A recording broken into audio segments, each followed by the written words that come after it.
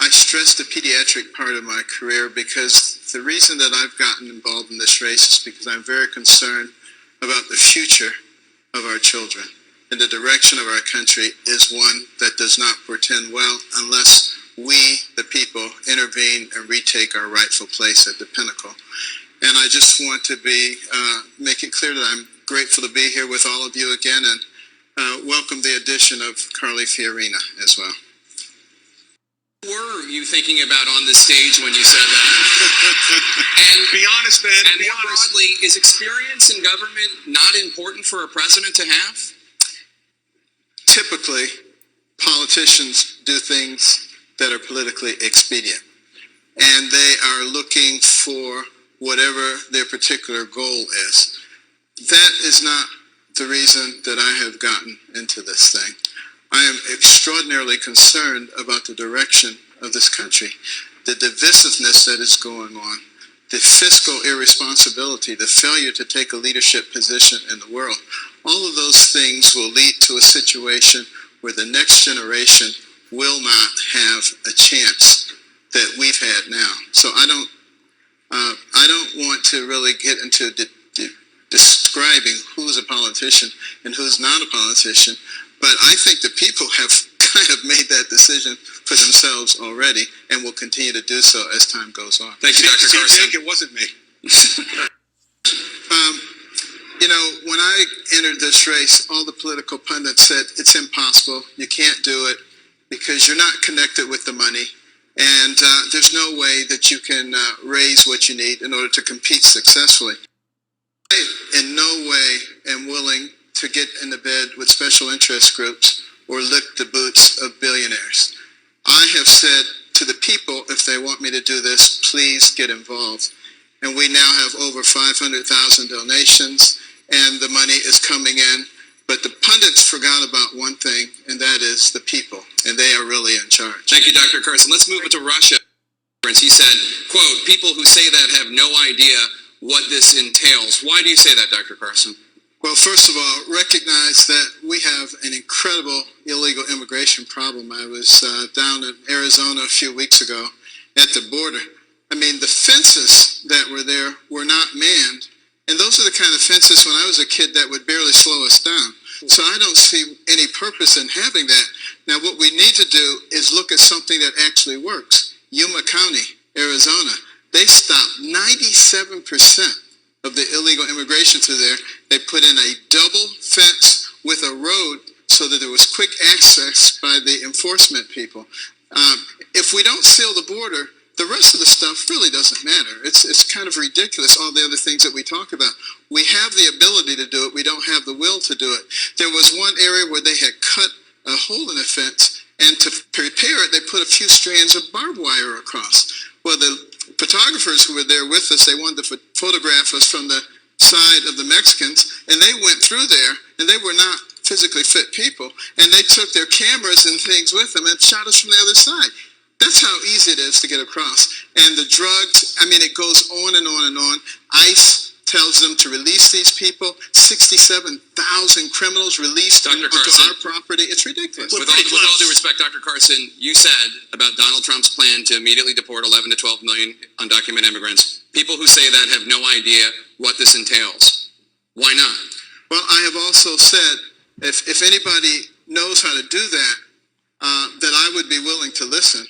And if they can, specify exactly how that's going to be done and what the cost, and it sounds reasonable, then I think it's worth discussing. But let's continue the conversation about illegal immigration.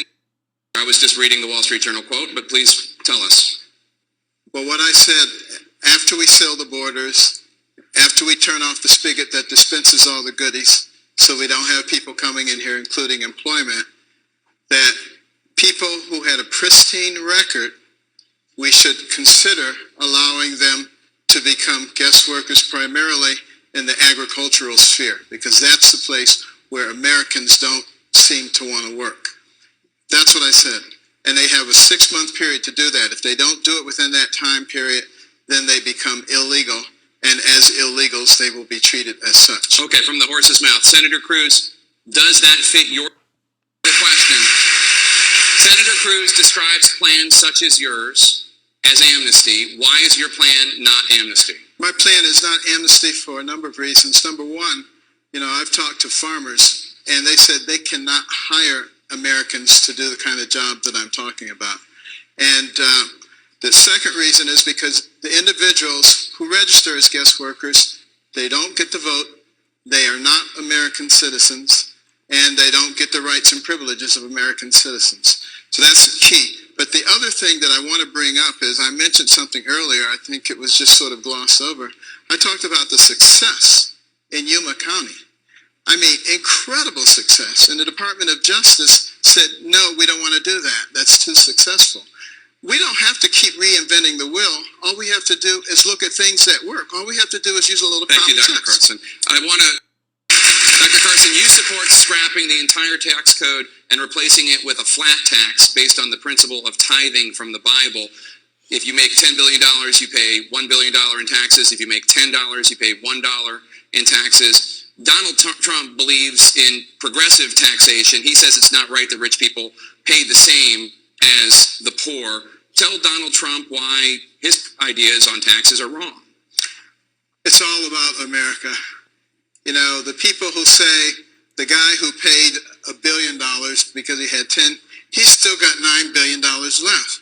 That's not fair. We need to take more of his money. That's called socialism.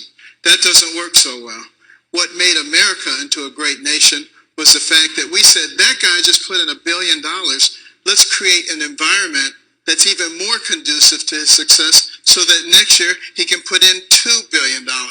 And that's the kind of thing that helps us to grow. We can't grow by continuing to take a piece of pie and dividing it and redistributing it. But I'm also looking at what Governor Huckabee talked about. You don't want me operating on you, I assure you that. The fair tax. Looking at both of them, and we're evaluating them both, and I'm talking to the American people, because one of the things we must recognize is that this country is of, for, and by the people. And it's really time that the government get out of the way and let the people be the ones who decide how they want to run their country. Mr. Trump, but I'll let you respond. He called raising the federal minimum wage lame. What do you think of that? Well, first of all, let me say what I actually said about raising the minimum wage. I was asked, should it be raised? I said, probably or possibly.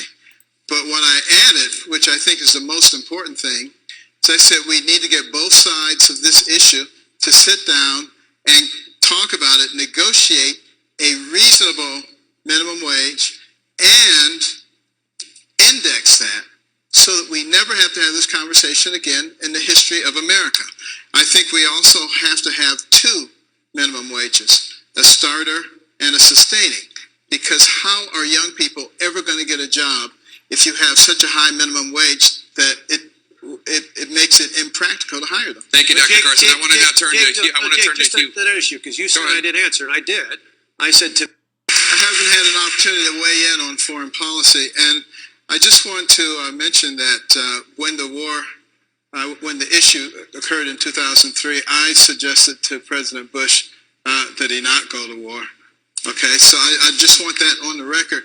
And, a lot of people are very much against us getting involved right now with global jihadism. And they refer back to our invasion of Iraq, and they seem to think that that was what caused it. What caused it was withdrawing from there and creating a vacuum, which allowed this terrible situation to occur. But it's very different from what's going on today. We're talking about global jihadists who actually want to destroy us. They are an existential threat to our nation. And we have to be mature enough to recognize that our children will have no future if we put our heads in the sands. We have to recognize we have two choices. We either allow them to continue to progress and appear to be the winners, or we use every resource available to us to destroy them. It's interesting that you say that, because I want to ask. Recognize that, President George W. Bush was a great friend of ours, and we spent many wonderful days at the White House. I haven't been there in the last 7 years. I'd probably have to have a food tester. But at any rate, I didn't suggest that nothing be done. What I suggested to President Bush is to be Kennedy-esque in the sense that when the Russians got ahead of us in the space race, what we did is use the bully pulpit to galvanize everybody, business, industry, academia, behind a national goal to put a man on the moon and bring him back safely. I said, you can do the same kind of thing. Declare that within 5 to 10 years we will become petroleum independent. The moderate Arab states would have been so concerned about that, they would have turned over Osama bin Laden and anybody else you wanted on a silver platter within 2 weeks. There are smart ways to do things, and there are muscular ways to do things, and sometimes you have to look at both of those to come up with the right solution. Jake, I don't want to say this, Jake. I have no argument with having a strong leader and to be aggressive where aggression is needed, but it's not needed in every circumstance. There is a time when you can use your intellect to come up with other ways to do things, and I think that's what we have to start thinking about. There is no question that a lot of these problems that we have been talking about in terms of the international situation is because we are weak. It's because our Navy is so small. It's because our Air Force is incapable of doing the same things that it did a few years ago. It's because our Marine Corps is not ready to be deployed. There are a lot of problems that are going on, and we need to solve those problems. We need to build up our Radical military. terrorism cannot be solved by. Well, let me put it this way. There have been numerous studies, and they have not demonstrated that there's any correlation between vaccinations and autism. This was something that was spread widely 15 or 20 years ago, and it has not been adequately revealed to the public what's actually going on. Vaccines are very important, certain ones, the ones that would prevent death or crippling.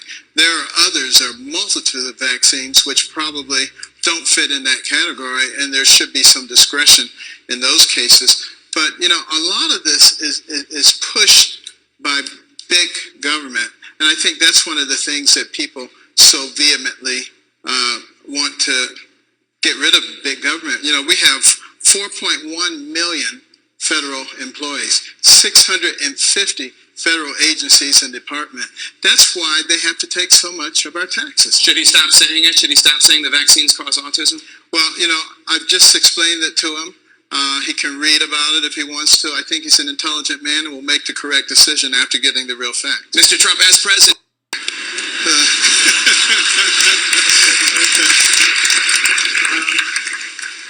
But, the fact of the matter is, we have extremely well-documented proof that there's no autism associated with vaccinations. But it is true that we are probably giving way too many in too short a period of time. And a lot of pediatricians now recognize that, and I think are cutting down on the number and the proximity in which those are done. And I that's think all I'm saying, Jake. That's Dr. all Paul? I'm saying. Dr. Paul, I'd like to bring you in. A second opinion? Carson. I put my mother on there. She was one of 24 children, got married at age 13, had only a third grade education, had to raise 2 sons by herself, refused to be a victim, wouldn't let us be victims, and has been the inspiration for many people. Dr. Carson. One nation. Senator Cruz. Well, I was a radical Democrat before I started listening to Ronald Reagan. And he didn't sound like what they said Republicans were. He sounded logical. And I hope that I sound logical also. Because when I look at what's going on with the United States of America, I see a lot of things that are not logical. I see us allowing people to divide us when in fact our strength is in our unity. I see people exercising the most irresponsible fiscal habits that anyone could possibly do and hiding it from the American people so that the majority of people have no idea what our financial situation is. So when someone comes along and says free college, free phones, free this and that and the other, they say, wow, that's nice, having no idea that they're destabilizing our position. And I think also that Ronald Reagan was a master at understanding that a pinnacle nation has to be a nation that leads. If we learn to lead in the Middle East right now, a coalition will form behind us, but they will never do it if we just sit there and talk about it. Real leadership is what I would hopefully bring to America.